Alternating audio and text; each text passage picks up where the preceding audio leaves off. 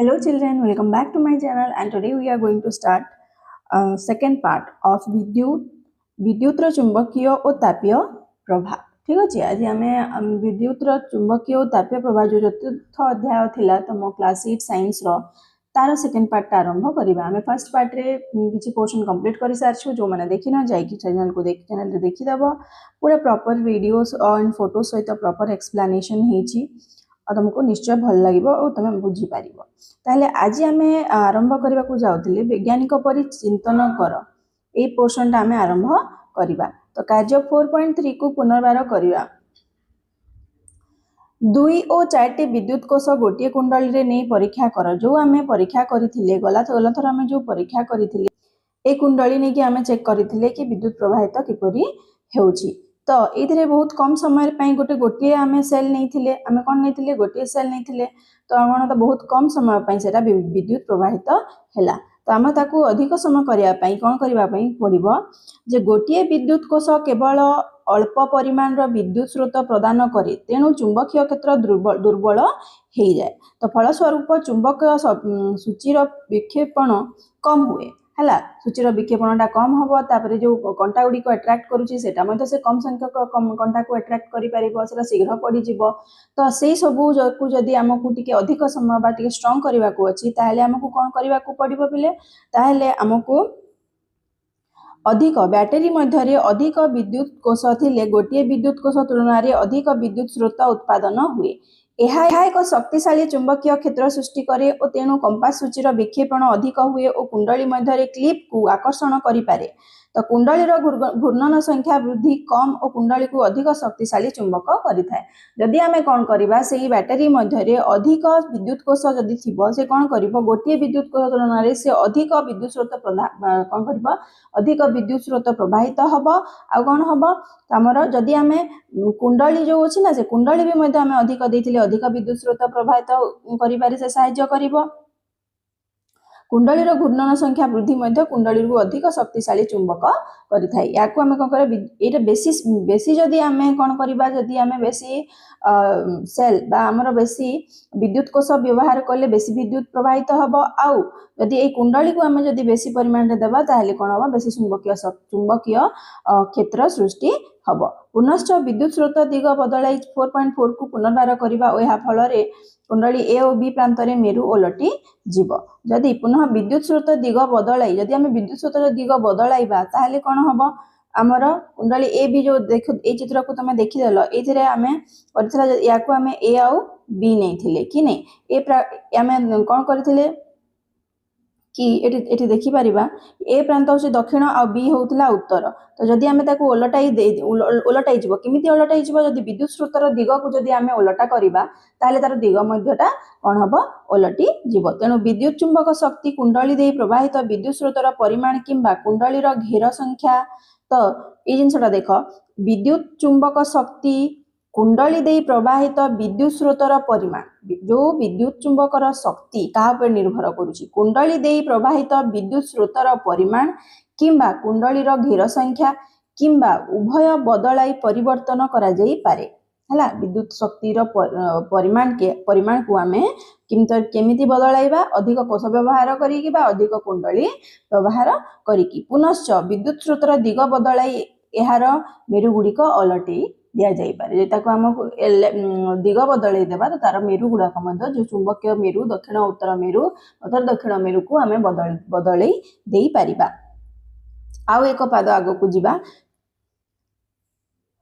तुमर मन थी आम पूर्व श्रेणी शिखीचे जे मुक्त भाव में झुलुवा चुंबक उत्तर दक्षिण दिग दे स्थिर हो रही है उत्तर दक्षिण दिग होना स्थिर होकी रही है कारण आमर पृथ्वी निज एक विशाल चुंबक करी आचरण करे। किंतु पृथ्वी कहीं चुंबक परि आचरण कला कहीं आचरण कला जितेबले विद्युत स्रोत एक परिवाही मध्य दे गति करे या चारिपक्षे चुंबकीय सृष्टि हेले आम जानिले कि गोटे विद्युत परिपथ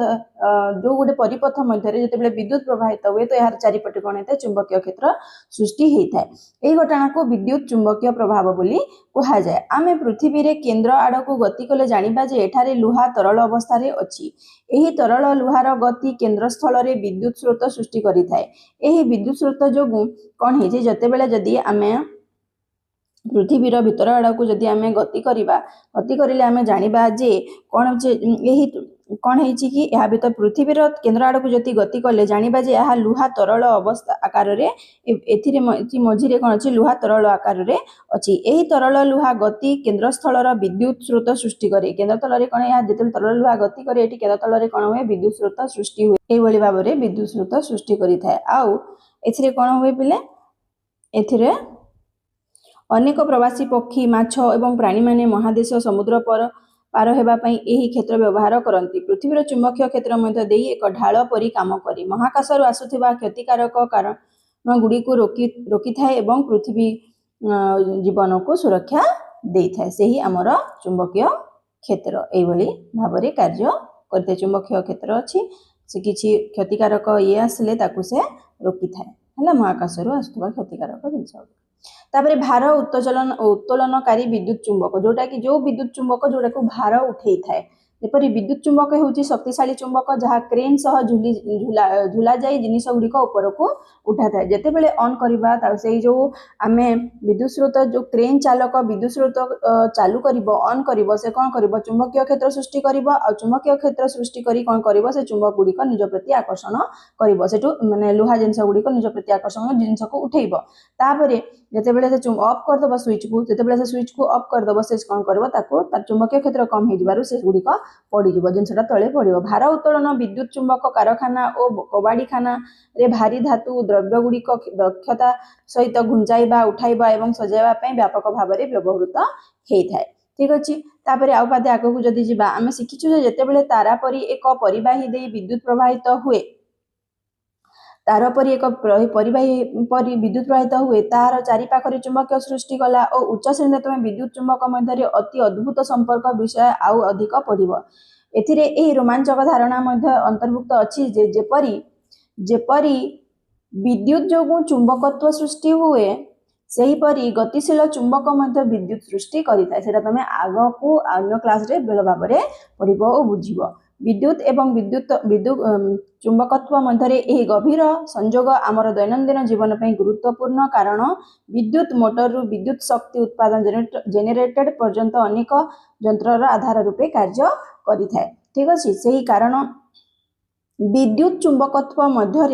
यही गभीर संयोग माने विद्युत प्रवाहित हेले चुंबकत्व सृष्टि है और चुंबकत्व थिबारु विद्युत प्रवाहित है ये दुईटा परस्पर सहित जड़ित या अधिक आम नेक्स्ट क्लास रे पढ़िबा ता द्वारा आम अनेक शक्ति उत्पादन विद्युत शक्ति मोटर रु विद्युत शक्ति उत्पादन करिथाउ विद्युत स्रोत प्रवाहित हेउथबा तार गरम हुए कि देखिछ विद्युत शक्ति जो जो प्रवाहित हो से तार गरम हुए कि ताकू परीक्षा करिबा आम गोटे परीक्षा करिबा ठीक अछि किपरि देखो एठी दिया देखाई कि दुईटी आम कौन करवा प्राय 10 सेंटीमीटर लंब 10 सेंटीमीटर चौड़ा एक कार्डबोर्ड खंड नब दुई खंड प्राय 0.3 मिलीमीटर मोटार 26-28 गेज एक 10 सेंटीमीटर लंब निक्रोम तार और एक विद्युत कोष और कोषर धारक और एक स्विच और एक संयोग तैयारी एक संयोग तार नहीं कि गोटे संयोग तैयारी कर किपर तैयारी कर से कंटा दुईटी केमती पोटी देल ये निक्रोम तार दल जो तार कवर नहीं तापर गोटे गोटे पार्श्व को कौन कर स्विच रे कनेक्ट कर गोटे पार्श्व को तुम से आमर विद्युत सेल सहित कनेक्ट कर स्विच या कनेक्ट कर या करापर जिते स्विच को आम ऑन करदे देख पे तो स्विचटा जिते ऑन अच्छे यहाँ वार्म लगे गरम लगे जिते ऑफ करदेला से ठंडा हो बुझीपार कि नहीं ऑन कला बेल को सेटा गरम हो ऑफ कले से ठंडा हो बुझीपार से आम जापर जे दुईटी विद्युत कोष जदि आम से गोटे विद्युत कोष जगार दुईटी विद्युत कोष ना ये गोटे विद्युत कोष जगार दुईटी विद्युत कोष ना तो ये जो गरम होटा बेसी समय गरम हम तो तुम खाली हाथ टिके छुईकी देखिए कि गरम है कि नहीं तो दुईटी विद्युत कोषर बैटरी व्यवहार कले जदि आम आउ थे करवा तुम कौन लक्ष्य कर समान समय विद्युत प्रवाहित हेले केतेबेले गोटे विद्युत कोष तुलन में दुईटी विद्युत कोष सहित परीक्षण उत्पन्न तार परिमाण अधिक जिते गरम विद्युत तो बेसी परिमाण उत्पन्न है विद्युत जदि बेसी परिमाण उत्पन्न होची ताहेले से जगार गरम ताप बेसी अच्छे होउथबो तार रे उत्पन्न ताप तारर पदार्थ मोटाई लंब और विद्युत प्रवाहित होउथबा समय उपरे निर्भर करे तो केते गरम होउची ता कहा ऊपर निर्भर कला तार जो तयारी होची से पदार्थ तार मोटेई तार लंब और विद्युत प्रवाह होता समय ता एतिकी जिंस ऊपर से निर्भर कला।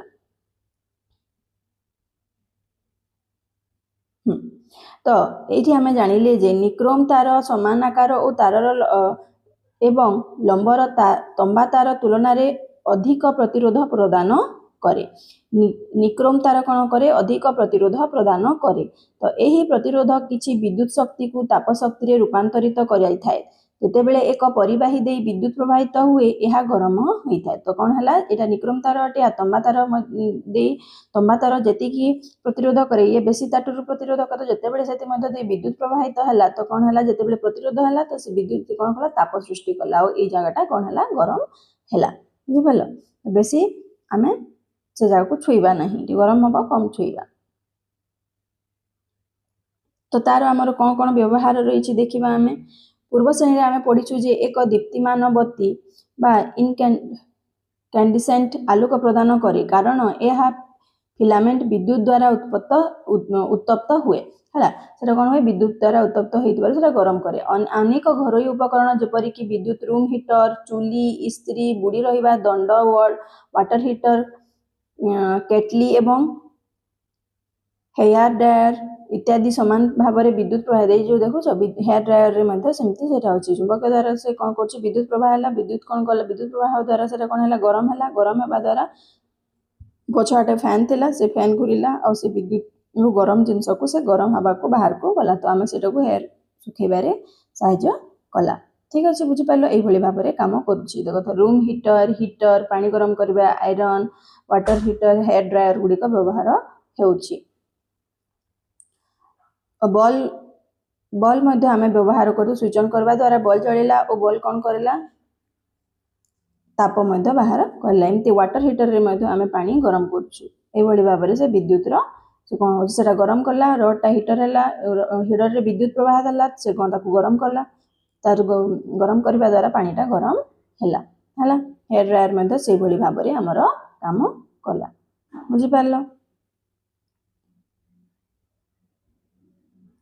आउपादे आग को अनावश्यक उत्ताप वृद्धि प्रतिरोधक घरे व्यवहृत स्विच बोर्ड उपयुक्त तार प्लग और सॉकेट व्यवहार करने उचित। घरे जो व्यवहार तुम जी दरकार जी परिमाण दरकार से आम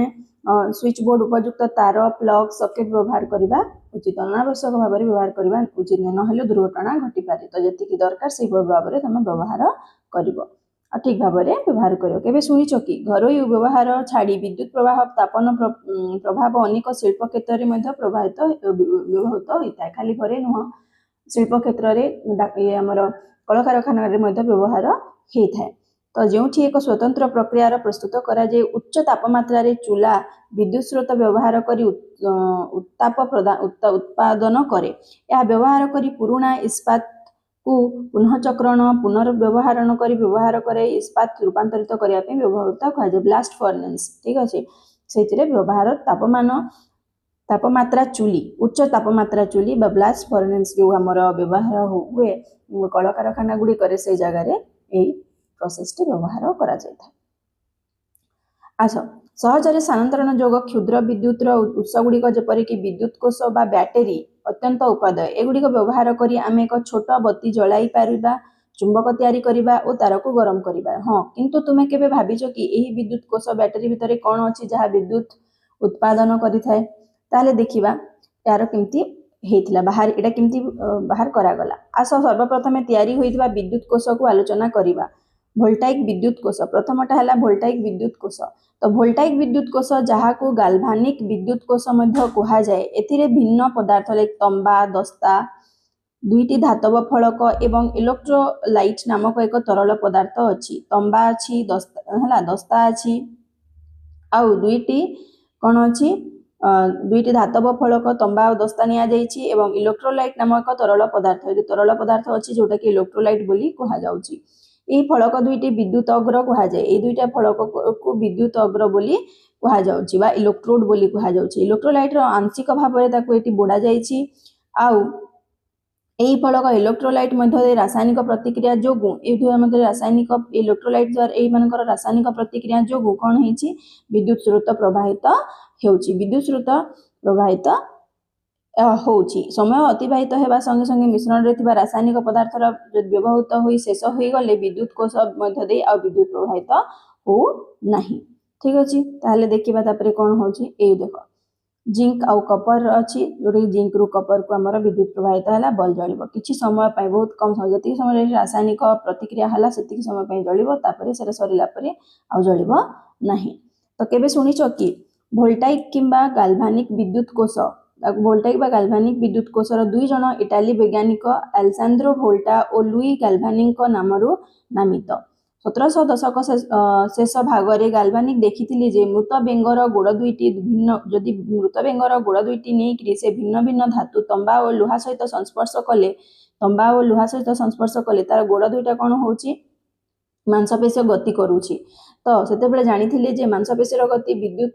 ଉତ୍ତେଜିତ କରିପାରେ ଏବଂ ଗାଲଭାନି ଭାବିଲେ ବିଦ୍ୟୁତ ବେଙ୍ଗ ଦେହରୁ ଆପେ ଆପେ ଆସୁଛି, କିନ୍ତୁ ଗାଲଭାନି ଭାବିଲେ କି ବିଦ୍ୟୁତ ବେଙ୍ଗ ଦେହରୁ ଆସୁଛି, କିନ୍ତୁ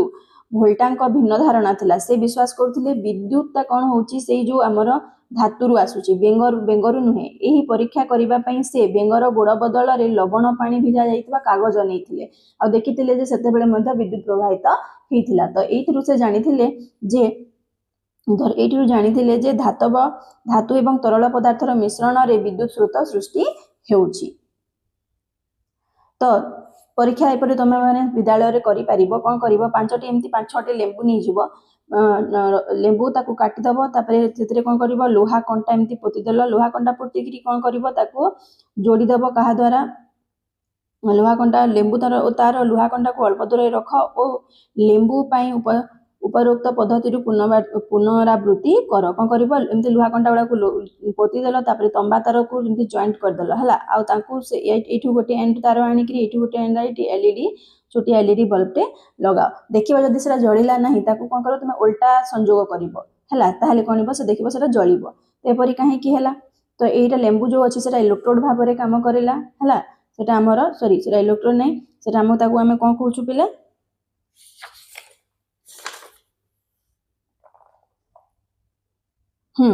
ଇଲେକ୍ଟ୍ରୋଲାଇଟ୍। ତ ଲେମ୍ବୁ ହେଲା ଆମର ଇଲେକ୍ଟ୍ରୋଲାଇଟ୍ ରୂପରେ କାମ କଲା, ଲେମ୍ବୁ ରସ ଇଲେକ୍ଟ୍ରୋଲାଇଟ୍ ରୂପରେ କାମ କଲା, ଆଉ ଯାହାଦ୍ୱାରା ସେଠି ବିଦ୍ୟୁତ ପ୍ରବାହିତ ହେଇକି